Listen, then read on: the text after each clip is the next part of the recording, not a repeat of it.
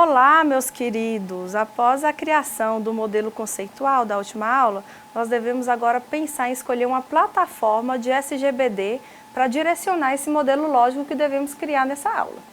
Esse novo modelo terá mais detalhes de como o banco de dados será criado e serve para padronizar e direcionar o trabalho da equipe de desenvolvimento do sistema. Como o SGBD do tipo relacional é que se consagrou no mercado e ele é amplamente utilizado, nós adotaremos esse modelo lógico para apresentar maiores detalhes.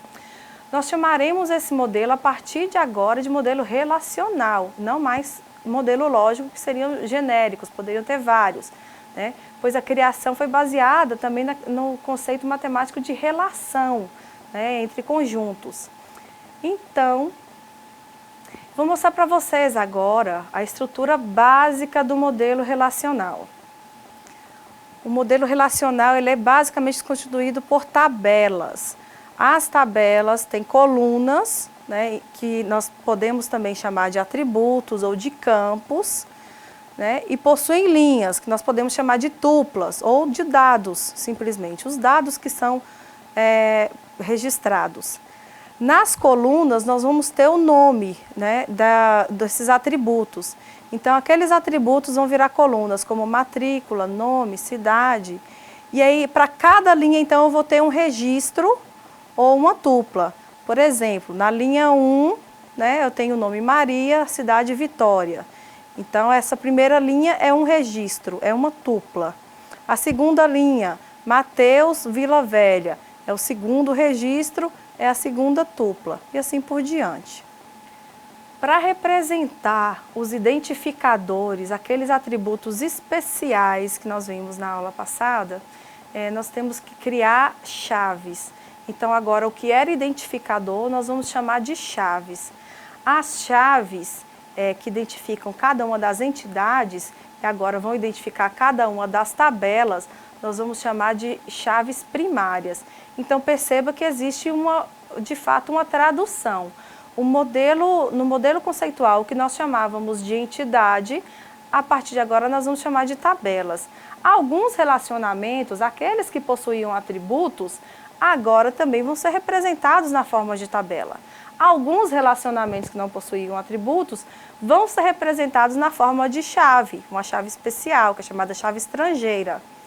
E aqueles atributos identificadores, né, de cada uma das entidades e até de alguns relacionamentos, nós vamos chamar agora de chave primária. Vamos ver um exemplo.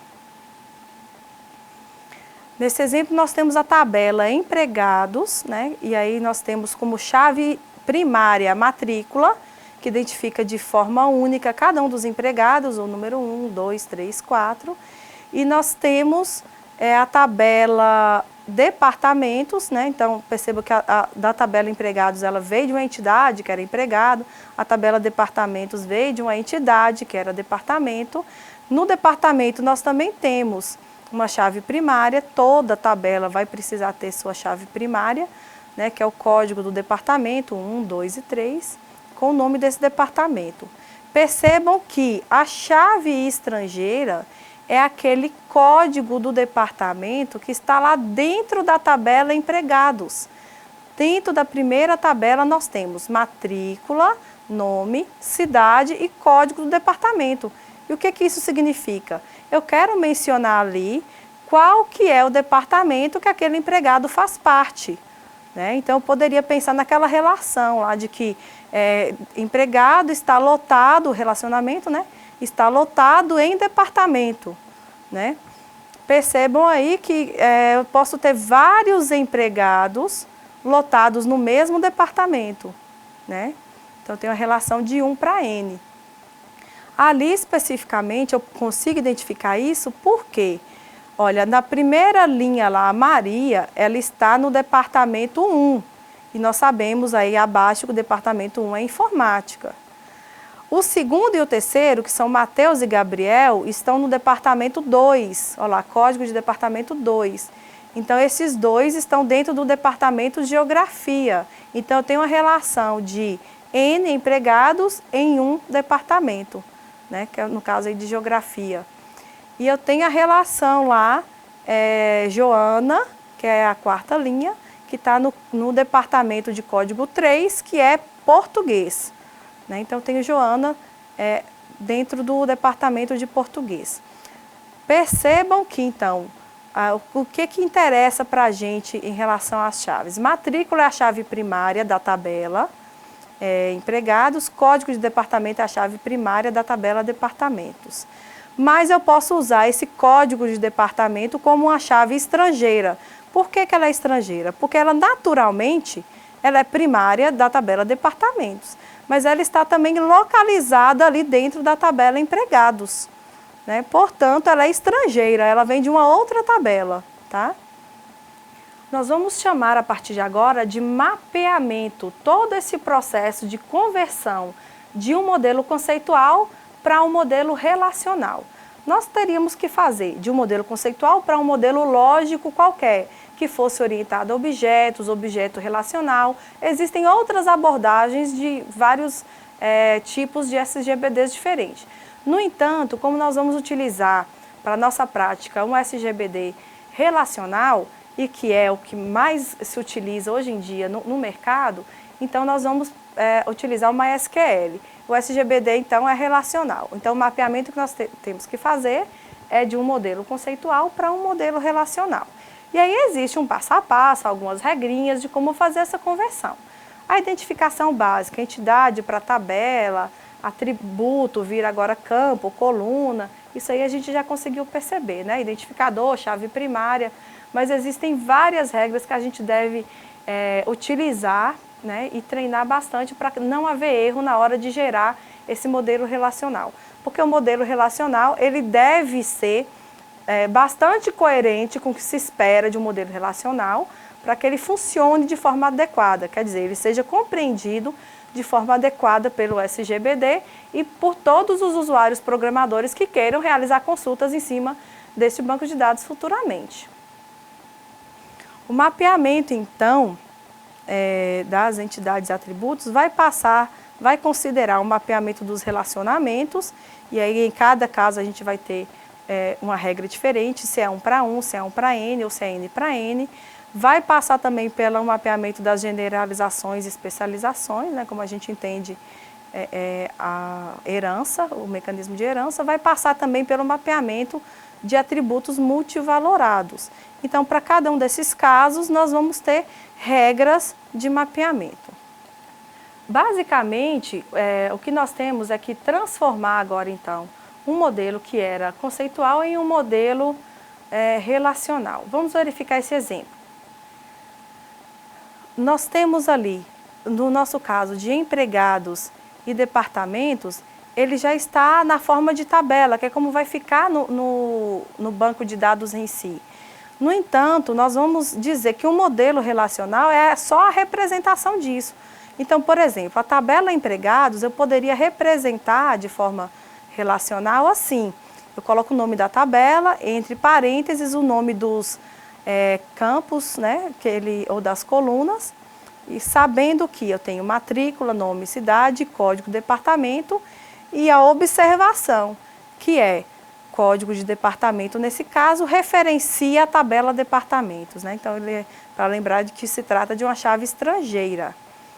E aí eu tenho também a tabela departamentos e dentro dela eu tenho os atributos código de departamento e nome do departamento. Então, esse meu destacado aí de vermelho seria esse esquema lógico, que aqui no caso para a gente é um esquema propriamente dito relacional.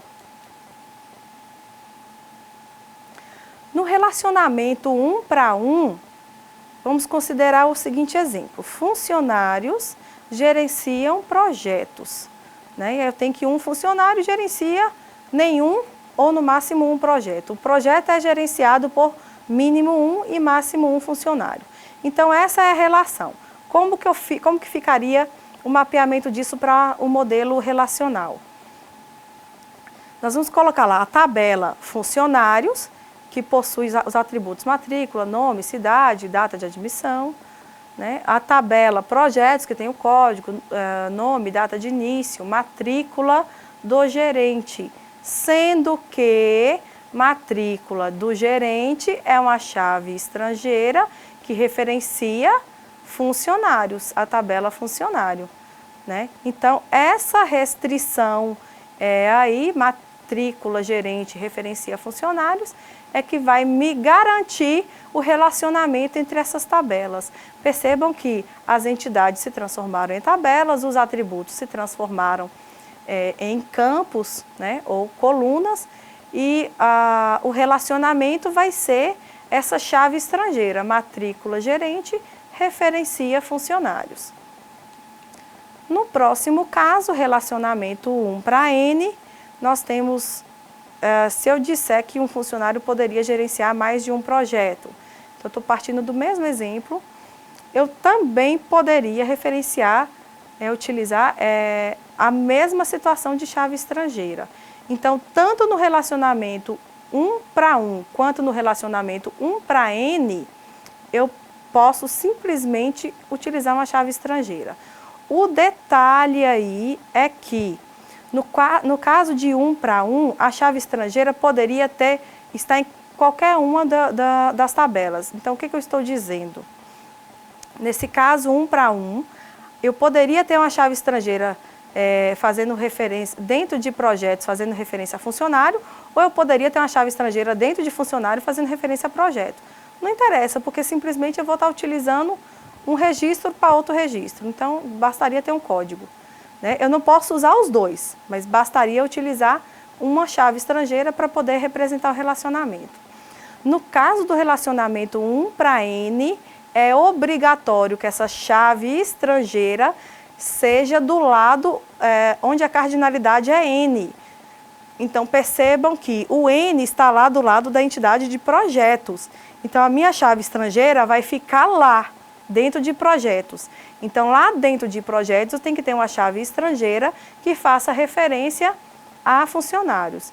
Então, eu tenho lá dentro de projetos o código, nome, data de início, matrícula do gerente, sendo que matrícula do gerente referencia funcionários. Nesse caso de 1 para N, eu tenho que considerar sempre que a chave estrangeira vai estar do lado onde a cardinalidade é N. E por último, no relacionamento N para N, a regra é básica, é simples. Toda vez que eu tiver N dos dois lados na cardinalidade, eu gero uma nova tabela que vai receber as duas chaves estrangeiras. Então, nesse caso aí, se eu disser que eu posso ter um funcionário que gerencia vários projetos, mas eu posso ter um projeto sendo gerenciado por vários funcionários, vários gerentes em um mesmo projeto. Eu teria uma relação N para N. Nesse caso, eu teria a tabela funcionário, eu teria a tabela projeto, cada um com sua chave primária, mas com nenhuma estrangeira. Onde é que vão parar as chaves estrangeiras para representar o relacionamento? Eu crio uma nova tabela, ali foi dado o nome de gerenciam, mas é comum também essa nova tabela chamar funcionários underline projetos, funcionários projeto, FP ou coisas do tipo, né, de acordo com o padrão que você está adotando aí na sua base de dados, contanto que a ideia é que ela represente o relacionamento. Percebam que ela não era uma entidade, ela era um relacionamento N para N que se transformou em uma tabela. Essa nova tabela, ela vai ter matrícula e código, né, que são as chaves primárias da tabela anterior, agora como chave estrangeira, né, sendo que matrícula referencia funcionários, código referencia projetos. Como ela está aí sublinhada, as duas, significa que elas são também as primárias. Percebam que matrícula está sublinhada na tabela projeto, ela é a primária de projeto. Código está sublinhado, matrícula está sublinhada na tabela funcionários, ela é código de funcionário, chave primária. O código está sublinhado na tabela projetos, ela é chave primária de projetos. No caso da tabela gerenciam, matrícula e código junto, nós chamamos isso de chave primária composta, né? Por quê? Ela vai ser composta por dois campos, tá? Então, matrícula e código estão sublinhados. Mas além de matrícula e código serem juntos, uma chave primária composta, o campo matrícula é estrangeira e o campo código é estrangeira. sendo que matrícula referencia funcionários e o código referencia projetos. Nós temos também o caso de herança, que vai ser gerado a partir de um processo de especialização ou generalização, mas nesse caso nós teríamos algumas possibilidades que o caderno didático vai apresentar para vocês.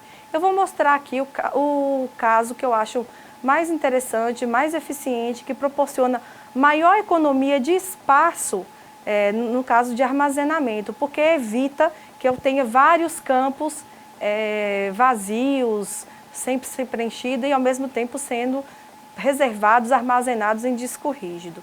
Então, na hora que a gente for pensar, desde a fase de projeto até a fase de implementação, né, nós temos que pensar quais são as características que esse projeto tem, que essas tabelas vão ter, que eu posso economizar espaço em disco, né, que eu tenho uma economia de recurso, uma eficiência maior no meu BD.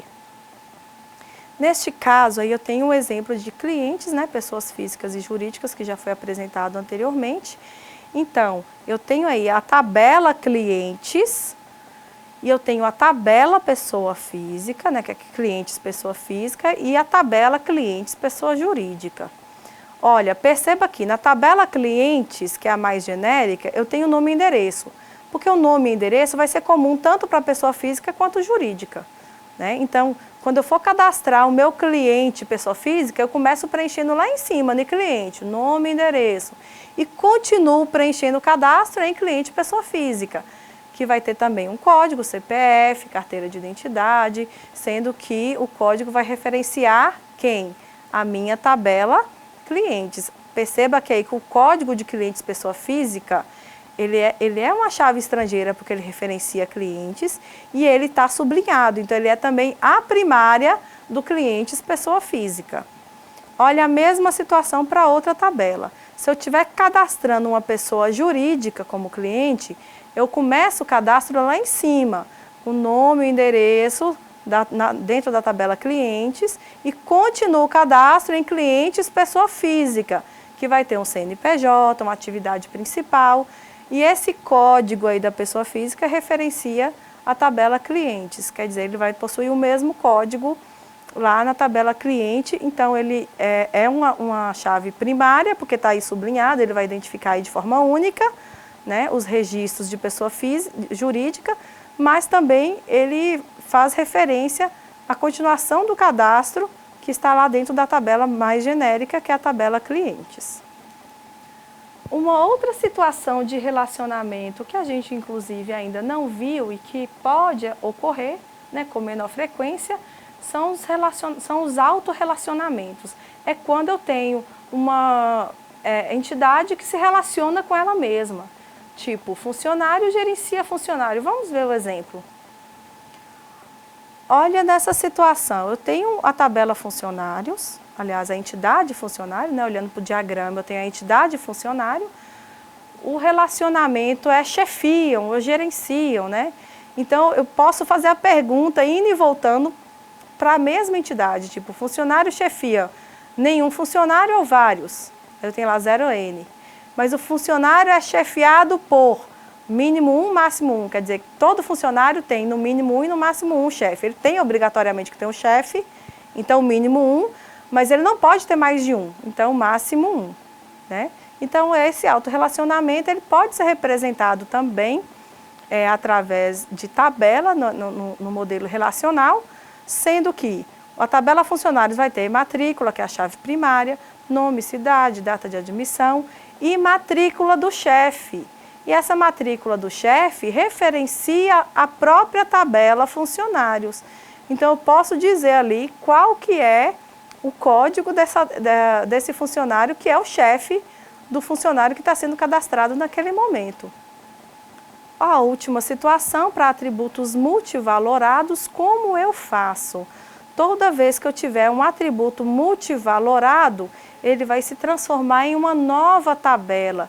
Então, se eu tivesse uma situação lá onde o funcionário tivesse um atributo telefone e ele pudesse ter vários telefones, então, ao invés de ele ser representado na forma de atributo dentro da tabela funcionário, eu posso criar uma tabela chamada telefones, né, com a matrícula, sabendo que a matrícula faz a referência à tabela funcionários e seria também a chave primária dela, faltou sublinhar ali, e o número do telefone, então ele poderia ter vários. Então, perceba que ela poderia estar se repetindo ali, né, e ter vários números de telefone referente a esse mesmo funcionário.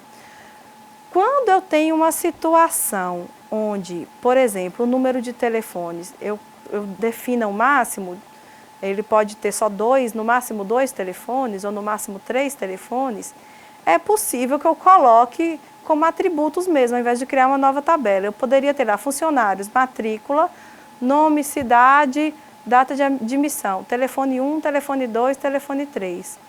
Mas perceba que eu fico limitada a essa quantidade.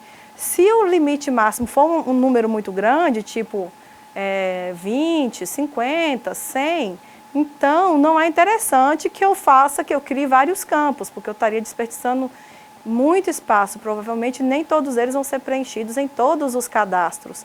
Então, é o caso de criar uma tabela à parte, como é o caso aí de telefones, para que eu permita N telefones serem cadastrados referente a um mesmo funcionário. Agora vocês darão continuidade ao vídeo da última aula e verão como ocorre a transformação de um modelo conceitual para um modelo relacional a partir daquela ferramenta, o BR Modelo. Nos encontramos no AVA para tirar as dúvidas e treinar tudo o que foi aprendido até o momento. Bons estudos e até lá!